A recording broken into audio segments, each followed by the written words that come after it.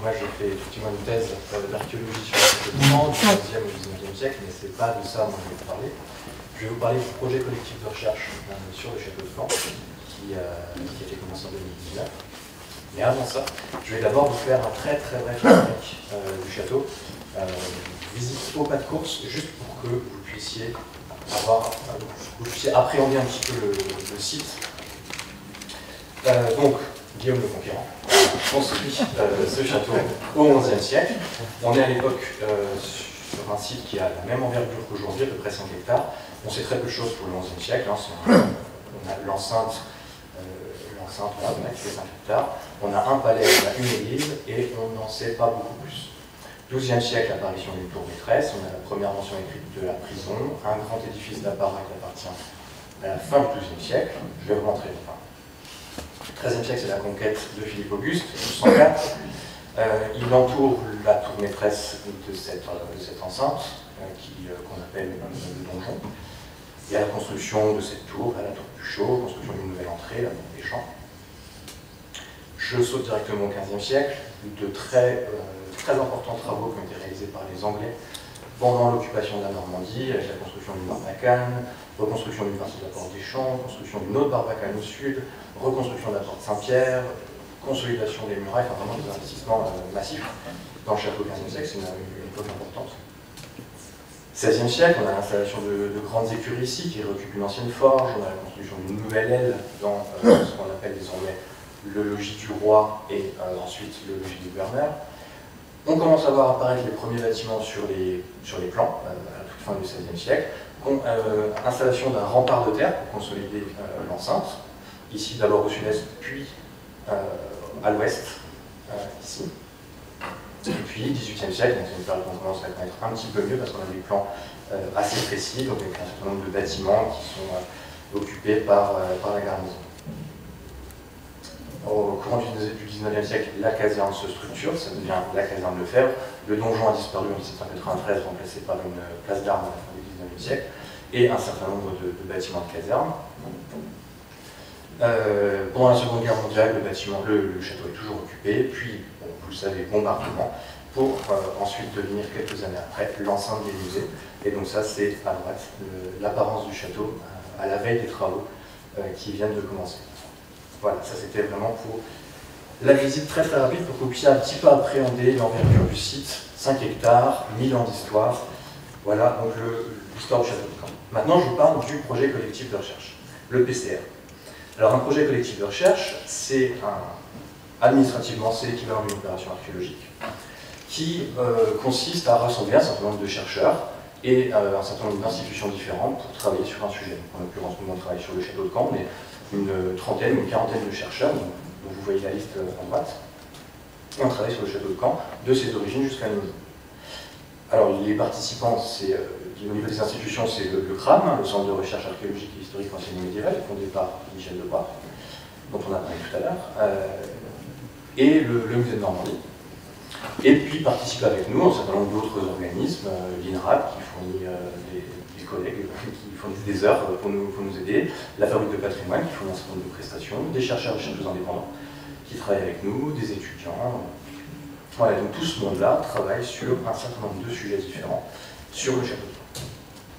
Alors, je vous disais, donc le château, c'est un vaste château, 5 hectares, hors fossé, presque 1000 ans d'existence, et il y a eu, vous en avez eu un petit aperçu tout à l'heure, un certain nombre d'interventions archéologiques qui ont été réalisées dans le château depuis 1949.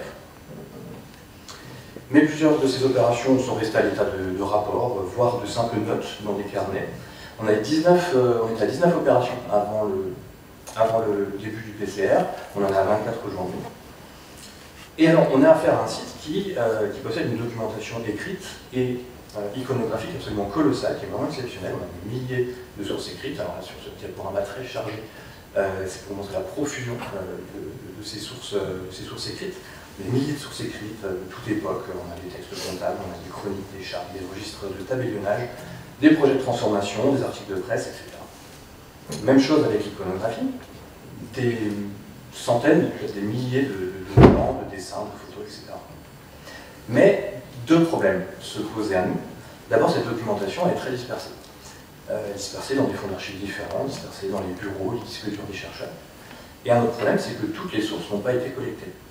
On sait généralement où elles se trouvent, dans quel fonds d'archives les sources se trouvent, mais encore faut-il aller les chercher, les dépouiller, les inventorier. Certaines sources avaient été exploitées par certains chercheurs, je pense en particulier à Michel Debois, mais les textes eux-mêmes, on n'avait pas forcément la connaissance de manière exhaustive.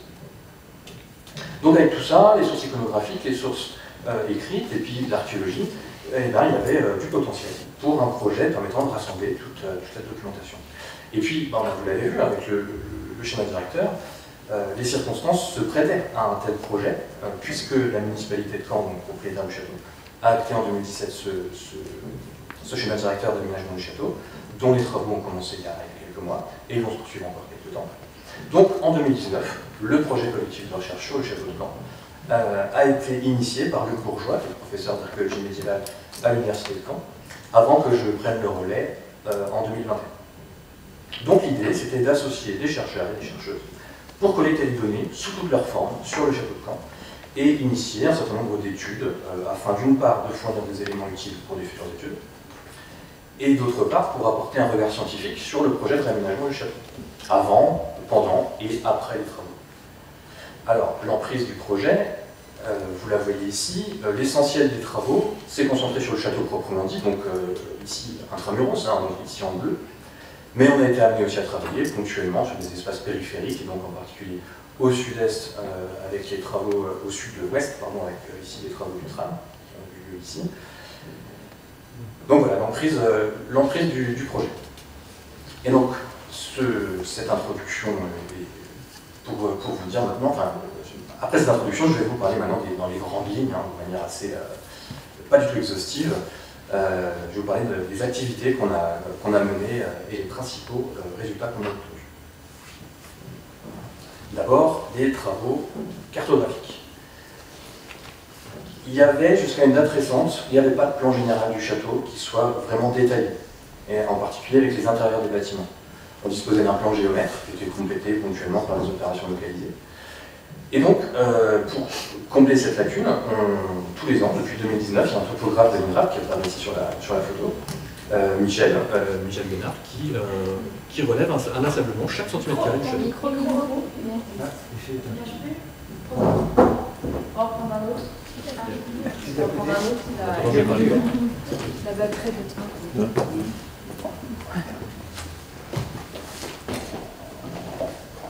Donc le topographe de l'INRAP, depuis 2019, mène plusieurs campagnes de relevé topographique du château pour donner le plan qu'on a sur la gauche, donc avec en noir tous les bâtiments et tous les éléments extérieurs, et en couleur, en rouge, les intérieurs des bâtiments, et en bleu, les parties souterraines. On a d'ailleurs pu se rendre compte à cette occasion que les plans qu'on utilisait jusqu'à présent étaient en partie erronés, parfois manquaient de certains éléments. Donc ce travail est absolument nécessaire. Donc maintenant, on a un plan quasiment complet du château, il ne reste plus que quelques pièces, en particulier de la porte des champs qui nous résistent encore, mais on est sur la fin. J'en profite aussi pour dire que ce relevé topographique du château a été l'occasion de s'intéresser aux vestiges de la Seconde Guerre mondiale, qui est un petit peu le parent pauvre de la recherche sur le château. En particulier le relevé de cette tour située au sud-est du château, elle a été relevée en plan sur ses différents étages et en coupe. Et en fait, c'était une tour qui avait été transformée en bunker pendant la Seconde Guerre mondiale, sur une sorte de bunker d'observation. Et ça a été un peu le point de départ, en quelque sorte, d'une peut-être recherche rapide d'inventaire des différents éléments issus de la Seconde Guerre mondiale qui se trouvent dans le château. Donc il y avait différents vestiges, donc ce bunker, des mitrailleuses, et même une piscine. Ensuite, toujours dans les éléments concernant la cartographie, c'est la mise en place d'un système d'information géographique, un SIG. Alors un SIG, c'est un programme qui, en gros, allie des caractéristiques de cartographie et de base de données. Alors avec toutes les nouvelles données planimétriques dont je viens de vous parler, suite au relevé topographique, toutes ces données ont été incorporées au SIG, dont j'ai la charge. Et ce SIG comporte également toutes les informations intégrables à un plan. En fait. Donc, tous les documents anciens, tous les plans anciens du XVIe siècle jusqu'à nos jours, ont été intégrés dans le système d'information géographique, mais aussi les données archéologiques. Donc le maximum de données qui peut être intégré à un plan a été intégré dans le système d'information géographique. Donc tout ça, ça permet, par exemple, avec cet outil, de reconstituer siècle par siècle le visage du château. Donc avec en haut à gauche le XIe siècle, et puis ensuite on avance pour arriver en bas à droite au château actuel. Ça permet d'afficher les données diverses de chaque structure. Donc là en bas à droite on ne voit pas forcément très bien, mais chaque structure a une ligne dans la base et contient un certain nombre de données, de datation, de description, etc. La mise en place de ce SIG a permis aussi de réaliser un inventaire exhaustif de tous les bâtiments du château, qui ont chacun reçu un numéro, et bâtiments disparus ou non. Et ça permet donc de les identifier, et ensuite l'objectif c'était de permettre à tous les chercheurs de disposer d'une base commune pour travailler sur les bâtiments du château en utilisant une même numérotation. Je passe maintenant à nos travaux sur les données iconographiques. Donc, je le disais, vous en avez aussi un aperçu avec l'intervention de Jean-Marie tout à l'heure, on dispose d'une documentation iconographique qui est vraiment exceptionnelle, surtout à partir du XVIIIe siècle, où là ça devient vraiment pléthorique. Donc ça c'est dû au fait que le site est occupé sans discontinuer depuis le XIe siècle, notamment en étant un site de garnison dans tout l'Ancien Régime, et en accueillant une caserne, à proprement parler, à partir du XIXe siècle. Donc c'est un petit peu une malédiction un peu, parce que autant qu'une bénédiction, puisque l'occupation continue du site a entraîné un certain nombre de destructions, d'altérations de bâtiments, mais en contrepartie, on a de nombreux documents iconographiques à notre disposition. Alors ces centaines, voire milliers de documents, certains étaient déjà à notre disposition, mais pour les autres, il a fallu les chercher dans les différents fonds d'archives, et une fois ceci fait, ces documents ont été intégrés à une base de données qui apparaît à l'écran, pour faciliter les recherches, et on réfléchit actuellement aux meilleurs moyens de conserver et diffuser cette base. Et donc ces documents iconographiques ont servi, entre autres, à alimenter le système d'information géographique. Parmi les documents iconographiques, on trouve aussi les graffitis, dont beaucoup ont été étudiés dans les différents bâtiments qui s'affichent à l'écran. Plusieurs campagnes de relevés d'études ont été réalisées. Alors d'abord en utilisant la technique de la RTI. Je ne vous infligerai pas mon accent anglais, mais cette technique de RTI permet en fait de faire un certain nombre de photos d'un même graffiti, par exemple, avec des lumières de différents angles. Ce qui fait qu'ensuite, avec un logiciel qui apparaît à gauche, on a une petite molette là, on a une petite molette qui permet de faire varier la source de lumière. Et donc, en faisant varier la source de lumière, comme on le voit à droite, en fait, c'est le même graffiti qui a été pris en photo à droite, mais avec des orientations de lumière différentes, ce qui fait que on ne voit pas exactement, avec les jeux d'ombre, on ne voit pas exactement les mêmes choses. Et donc ça a permis d'étudier les graffitis de manière très détaillée, de regarder quel graffiti arrive avant tel autre, dans une chronologie relative des graffitis. Et donc cette technique a été mise en œuvre dans les cachots de la porte Saint-Pierre qui est à votre droite. On a relevé 1027 graffitis, tous du 19e siècle. Il y en a eu également dans la porte des Champs, 403, dans l'église Saint-Georges, 241 dans la partie extérieure, et la tour Mathilde également, qui est en cours d'étude. Alors là, sur ce sujet, de nombreux thèmes sont apparus. Les graffitis représentent de nombreuses choses différentes, des bâtiments, des navires, des animaux, des personnages humains, des motifs religieux, des noms de personnages éventuellement accompagnés d'une date, etc. Alors les graffitis sont intéressants à plus d'un titre, y compris quand ils sont absents. Parce que, par exemple, leur forte concentration quelque part peut nous indiquer qu'on a beaucoup occupé un espace, on a beaucoup stationné un espace.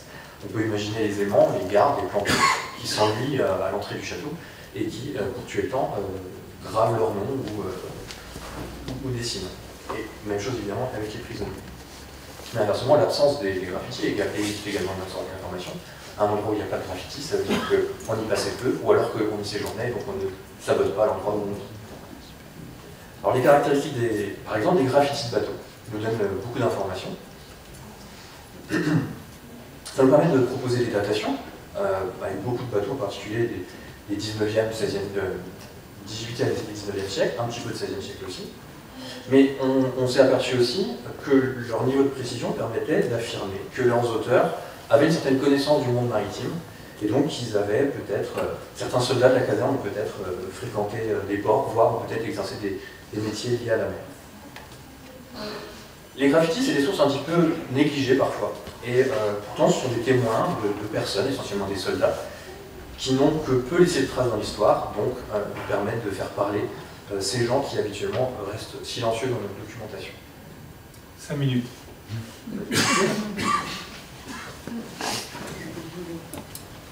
Alors on a réalisé également des études de bâti, parce que certains bâtiments du château avaient été évoqués dans des études, mais jamais vraiment étudiés de manière approfondie. Donc par exemple, l'église Saint-Georges a fait l'objet d'un certain nombre d'études de ses parties hautes, donc études des maçonneries, mais surtout des charpentes, et on a pu s'apercevoir par exemple que le chœur avait été reconstruit au début du XVIe siècle, ça a été accompagné de datations dendrochronologiques, qui ont permis de montrer donc, la reconstruction du chœur début du XVIe siècle, et la nef avait été reconstruite dans la première moitié du XVe siècle, à l'époque de l'occupation anglaise. Une étude a également été réalisée dans le logis du gouverneur, où l'aile sud-est a été également étudiée, enfin la charpente de l'aile sud-est a été étudiée, et on a pu évaluer la datation de manière précise, donc dans les années 1520. Ce qui venait confirmer, préciser et confirmer des datations qui avaient été établies à l'aide de textes et d'analyses stylistiques. Et puis même chose dans la porte des champs, où on a pu dater, là l'étude a été presque intégrale, et une étude de bâti, le bâtiment a été étudié dans son intégralité, et tous les éléments en bois ont fait l'objet de datation dendrochronologique. On s'est aperçu que toute la phase médiévale remontait au XVe siècle, et plus précisément autour des années 1440-45. Donc là encore, c'est les Anglais qui ont massivement investi dans le château pour sa défense, ce qui vient alimenter la thématique de ces investissements anglais dans le château. Les textes, également très nombreux, ont occupé une place importante dans nos travaux. Plusieurs historiens ont écumé les archives départementales, les archives nationales, la BNF, le service historique de la défense de Vincennes, et même des archives en Allemagne. Alors beaucoup de sources différentes ont été étudiées, hein, je vous disais, on a des chartes, des chroniques, etc. Mais la majorité d'entre elles, c'est d'abord les sources comptables, que ce soit pour des projets réalisés ou non. On a des devis, par exemple, j'inclus ça dans les sources comptables.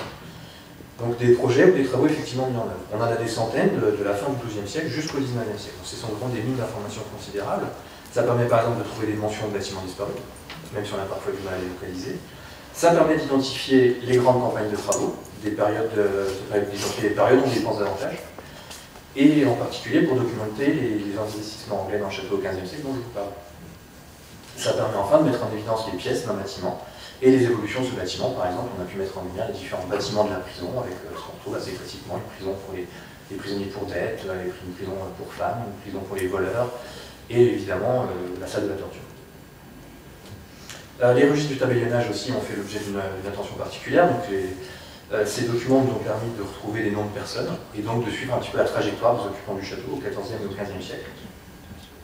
Alors c'est évidemment pas tous les châteaux, pas tous les habitants du château qui nous sont connus, c'est seulement ceux qui sont passés devant un tabellion, mais on recoupe ça avec d'autres sources, les sources comptables, etc. Et donc ça nous a permis un certain nombre d'avancer. Par exemple, de suivre un petit peu mieux la famille Campion, qui était déjà un petit peu connue. Et puis Adrien Dubois, qui travaillait sur ces textes, a aussi pu établir, par exemple, que la quasi-totalité des Français avaient été expulsés du château à l'époque de la domination anglaise au XVe siècle. Alors enfin, dernier type de source qui a fait l'objet de notre attention en particulier dans le cadre du projet collectif, c'est les rôles de montre, c'est-à-dire des revues de troupes au XVe, XVIe siècle jusqu'au début du XVIIe, et donc qui nous permettent de connaître la composition de la garnison du château à ces époques-là. Donc tout ça, ce sont des corpus qui ont été étudiés, mais pas de manière exhaustive. Il y a encore beaucoup à en tirer, mais c'était justement le but de la manœuvre dans le cadre de ce PCR, c'était de rassembler la documentation et par la suite d'en tirer des études. On a travaillé sur le mobilier, je ne sais pas si j'aurai le temps de présenter ça de manière un petit peu précise, mais on a travaillé sur les monnaies, de toutes les nombreuses fouilles qui ont eu lieu dans le château depuis 1949, un certain nombre de monnaies, quelques centaines de monnaies ont été découvertes dans le château. Elles avaient été étudiées au fur et à mesure de leur découverte, mais dans le cadre du PCR, notre numismate du crâne, Thibaut Cardon, a repris toutes les données numismatiques et il a revu un petit peu un certain nombre de choses à la lumière des avancées récentes de la recherche. Donc il a pu travailler sur, il a pu réévaluer un petit peu, repréciser un petit peu les datations, par exemple, les identifications, et puis travailler par exemple sur la durée de circulation des monnaies.